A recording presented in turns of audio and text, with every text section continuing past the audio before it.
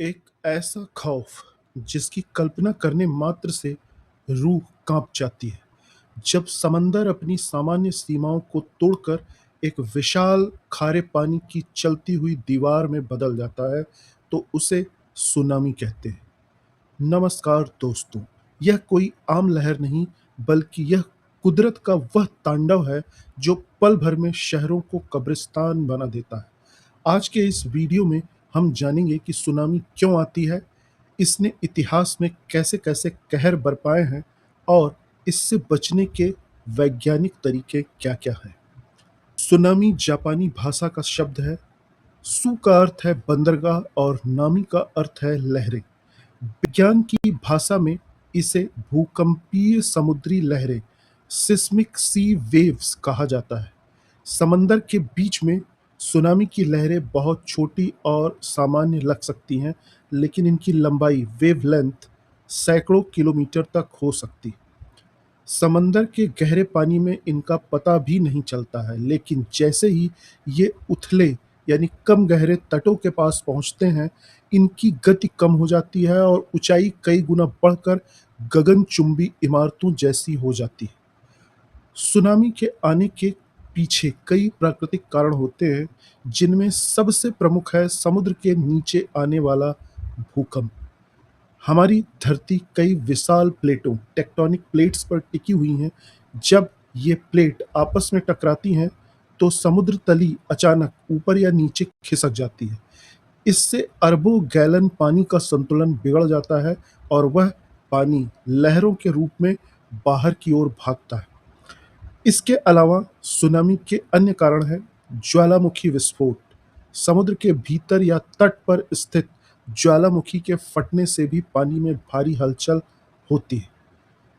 समुद्र के नीचे भूस्खलन लैंडस्लाइड। पानी के भीतर बड़े पहाड़ या चट्टानें खिसकने से भी सुनामी पैदा होती है। उल्कापिंड मीटेरोराइट का गिरना। दुर्लभ मामलों में अंतरिक्ष से विशाल चट्टान के गिरने के कारण भी महासागरों में मेगा सुनामी आ सकती है। मानव इतिहास में सुनामी ने कई बार भारी तबाही मचाई है।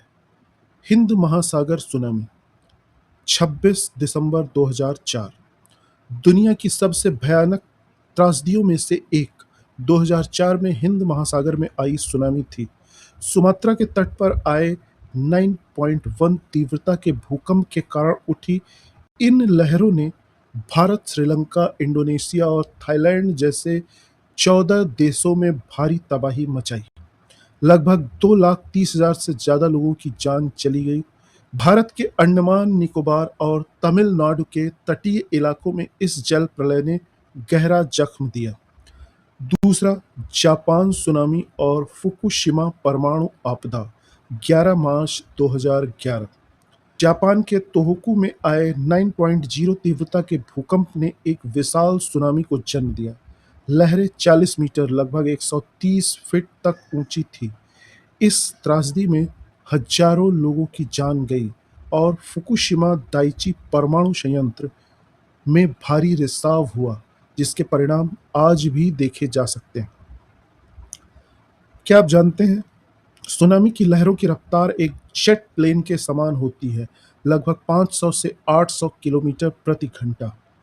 जब यह लहरें तट से टकराती हैं, तो पानी की एक भारी और तेज दीवार जैसी प्रतीत होती हैं। सुनामी सिर्फ एक लहर नहीं, बल्कि कई लहरों की एक श्रृंखला वेव ट्रेन होती है, जो घंटों तक तटों से टकरा सकती है।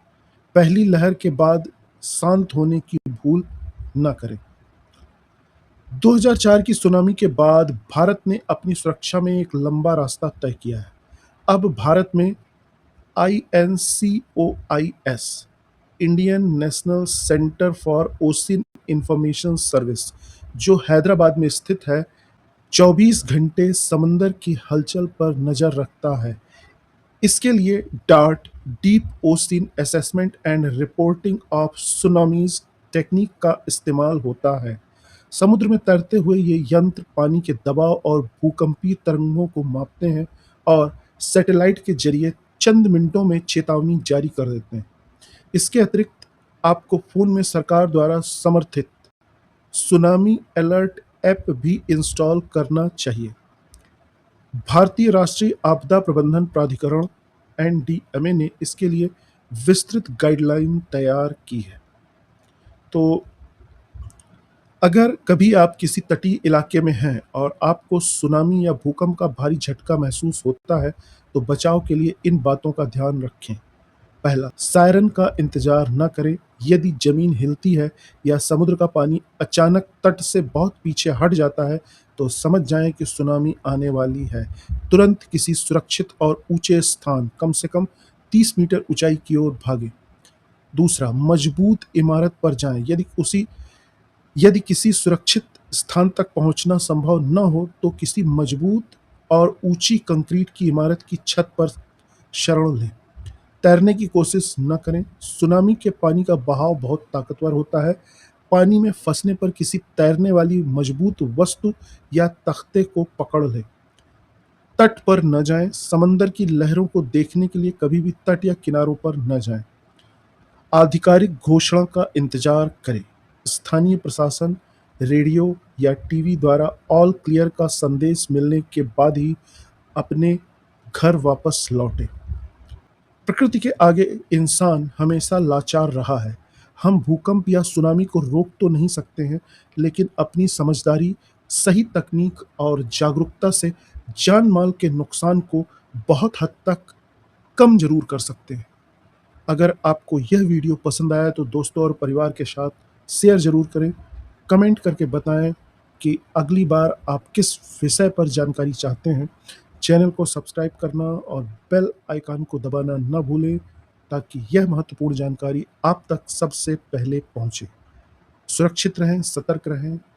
धन्यवाद। जय हिंद।